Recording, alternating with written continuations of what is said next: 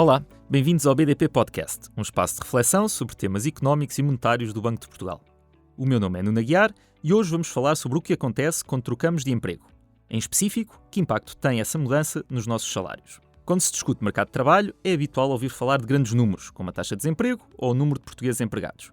Mas esta realidade é, na verdade, composta por imensos fluxos. Desempregados que encontram emprego, trabalhadores que são despedidos ou pessoas que trocam de empresa. É útil para a análise económica saber o que acontece em cada uma destas transições. Nova investigação publicada na Revista de Estudos Económicos do Banco de Portugal focou-se nas contratações e, em específico, nas passagens diretas de uma empresa para outra. Que trabalhadores trocam mais de emprego e será que ficam a ganhar? Estas são algumas das perguntas a que nos vão ajudar a responder duas das autoras do estudo, Sónia Félix e Catarina Pimenta, do Departamento de Estudos Económicos do Banco de Portugal. Muito bem-vindas. Como eu dizia na introdução, Catarina, nós sabemos que Portugal tem beneficiado de um desemprego relativamente baixo, um emprego em máximos históricos, mas por baixo destes números há movimentos diários de trabalhadores. O que é que nos mostram os dados que serviram de base ao vosso estudo? Nós temos um mercado de trabalho que podemos considerar dinâmico?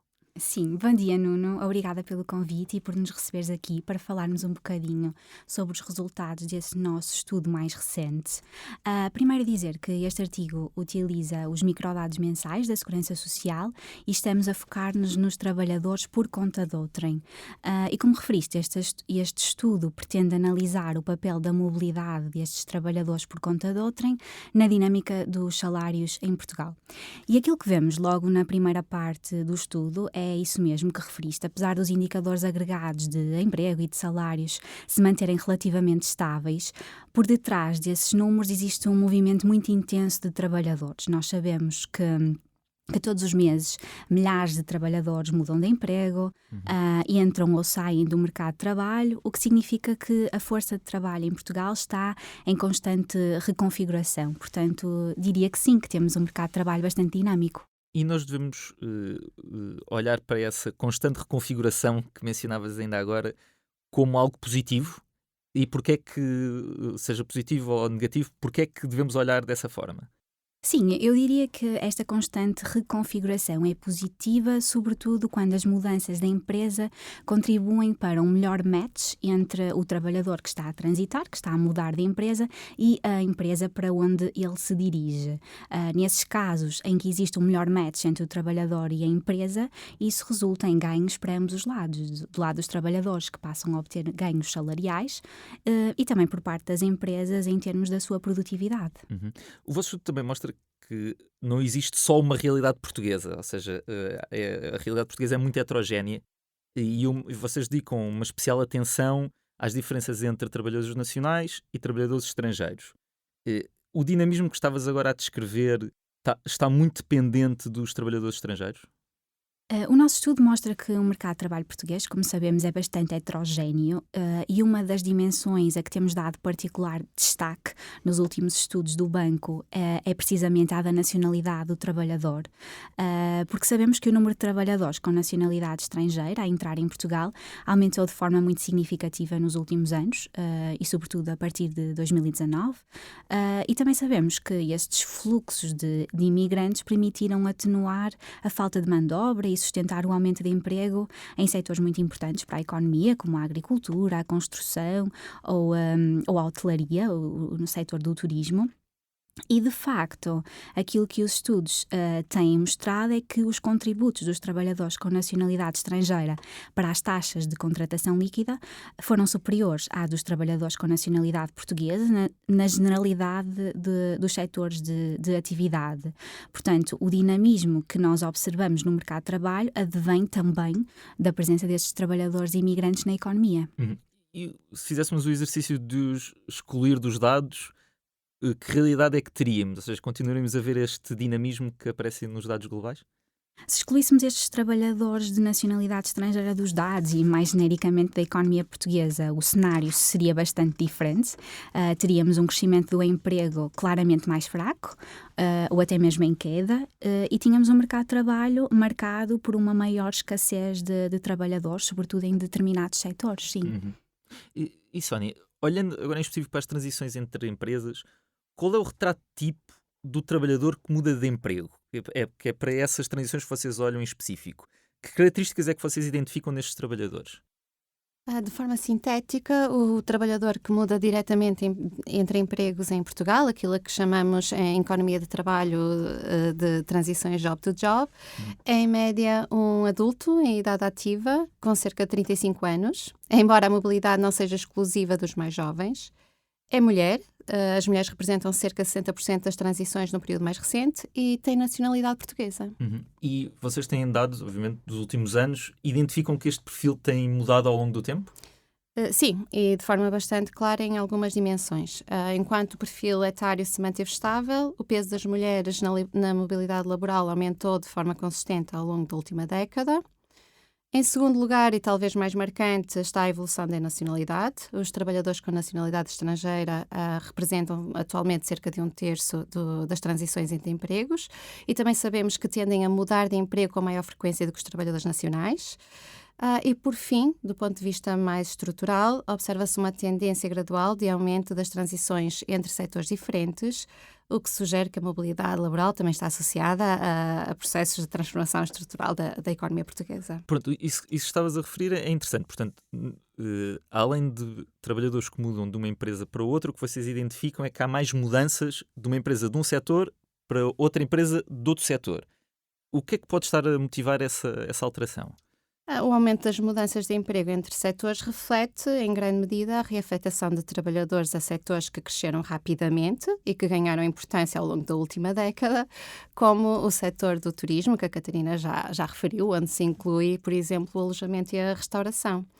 No entanto, apesar deste indicador sugerir uma maior adaptabilidade da força de trabalho, uma vez que as transições entre setores tendem a implicar mudanças para atividades com tecnologias e competências diferentes, as boas notícias têm de ser temperadas pelo facto de ocorrerem maioritariamente nos setores de salários baixos. E essa mobilidade, será que poderíamos cruzá-la com aquilo que a Catarina estava a referir há pouco, que é a tal relevância da mão de obra estrangeira, ou seja, serem essencialmente as mudanças feitas nos salários baixos, pode estar a ser explicado também pela origem da mudança? A proporção de transições entre empresas de setores de salários baixos já era muito elevada no início da amostra, portanto, o valor era muito próximo do valor que observamos atualmente. Quando havia menos imigração, não é? Quando a imigração, exatamente, ainda era muito reduzida. No entanto, a recomposição do emprego que aconteceu ao longo da última década influenciou com certeza a taxa de rotação em alguns setores. Em particular, sabemos que os trabalhadores de nacionalidade estrangeira estão desproporcionalmente representados nos setores de salários baixos, nomeadamente na agricultura, na construção, no alojamento e restauração e nas atividades administrativas, que estes contribuíram de forma expressiva para o crescimento do emprego nestes setores, enquanto o número de trabalhadores nacionais diminuiu. E também sabemos que estes trabalhadores tendem a mudar de emprego mais frequentemente do que os trabalhadores portugueses, como já tive a oportunidade de referir. E quando olhamos para a generalidade destas transições, Catarina, o que é que acontece aos salários das pessoas que trocam de emprego? O que é que vocês observaram nos dados? Aquilo que nós mostramos no artigo é que, em média, as transições a que chamamos transições diretas entre empregos e que na literatura é muito denominado de transições job to job, estão associadas a aumentos salariais. Neste caso, durante o período em análise, estes aumentos salariais variaram entre 1,4% em 2015 e 4,6% em 2022, ainda que estes aumentos se devam a um grupo relativamente contido de trabalhadores que nós sabemos que registram aumentos salariais bastante significativos e também sabemos que são sobretudo aqueles que conseguem transitar para setores que pagam salários acima da média. E esse reforço salarial, portanto estavas a referir ainda agora um intervalo, ele parece ser aumentado após a crise da dívida, mas tem arrefecido nos últimos anos. Existe alguma explicação para os dois movimentos? Eu não diria que houve um arrefecimento. O pico no ganho salarial em 2022, estamos a falar em salários nominais, e, portanto, ele também reflete o facto da taxa de inflação em Portugal ter atingido nesse ano o valor mais alto das últimas 3 décadas. Nos anos seguintes, vemos que os ganhos salariais associados às transições job to job estão muito em linha com os registados antes desse pico e, portanto, não designaria como um arrefecimento. E esse aumento também varia muito conforme as características do trabalhador e da empresa ou é mais estanque? O estudo mostra que estes aumentos são, em média, mais baixos no caso dos trabalhadores com nacionalidade estrangeira e também no caso das mulheres, embora neste último caso vemos que o diferencial de género tem vindo a diminuir ao longo do tempo. E também, bastante importante, nós verificamos que as transições para setores com salários mais elevados, como a informação e comunicação ou os serviços financeiros, estão associados a ganhos salariais particularmente expressivos. Talvez mais relevante do que saber simplesmente o que acontece aos salários de quem muda de emprego é fazer uma comparação entre quem muda, quem troca de empresa e quem fica na empresa. Os números dizem-nos que compensa mudar de trabalho? Exatamente, ou seja, na última parte do nosso estudo nós temos uma parte mais econométrica, onde nós tentamos aferir essas diferenças salariais, controlar para algumas características dos trabalhadores e das empresas. Do lado dos trabalhadores nós controlamos para a sua idade, para a antiguidade na empresa, para a sua nacionalidade e também para o género do trabalhador. E do lado das empresas controlamos para a sua dimensão. E nesta secção do nosso estudo nós estimamos um prémio salarial de 10% para os trabalhadores que mudam de emprego face ao cenário de permanência na mesma empresa e, portanto, mudar de emprego compensa, sim. E esse prémio está dependente do quê? Referiste aí a alguns elementos de controle. É essencialmente o perfil do trabalhador? A magnitude desse prémio nós mostramos que depende sobretudo do perfil do trabalhador e em menor medida das características da empresa de destino. Ou seja, deste prémio salarial que referi de 10%, estimamos que cerca de 2/3 são explicados pelas características intrínsecas ao próprio trabalhador que está envolvido na transição job to job, onde se inclui, por exemplo, a sua escolaridade ou a habilidade inata do trabalhador. Depois, aproximadamente 1/4 está associado às características da empresa para onde ele muda, não é? Para a empresa de destino, em particular a política salarial desta nova empresa, e os restantes 10% refletem os ganhos associados a uma melhor qualidade do match entre o trabalhador e a empresa, ou seja, trabalhadores mais produtivos, matched com empresas com políticas salariais mais generosas.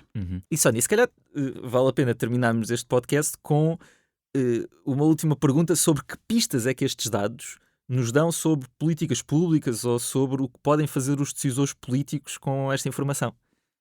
Os dados mostram, antes de mais, que o mercado de trabalho português é muito mais dinâmico do que os indicadores agregados sugerem.